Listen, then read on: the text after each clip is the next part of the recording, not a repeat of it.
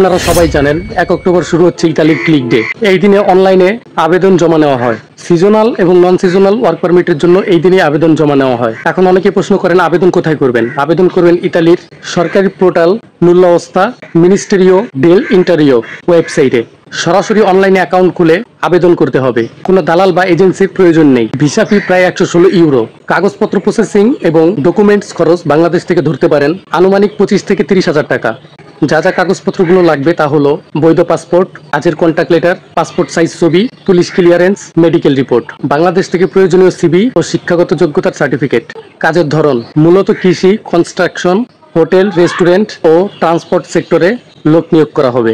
মনে রাখবেন এই আবেদন শুধুমাত্র যারা দ্রুত আবেদন করতে পারবেন তারাই সুযোগ পাবেন, কারণ ভিসা কোটার সংখ্যা সীমিত। তাই সময় নষ্ট না করে প্রস্তুতি নিন এখনই। তাই বলি ভাই, দালালের পিছনে সময় নষ্ট না করে নিজেই অনলাইনে আবেদন করুন।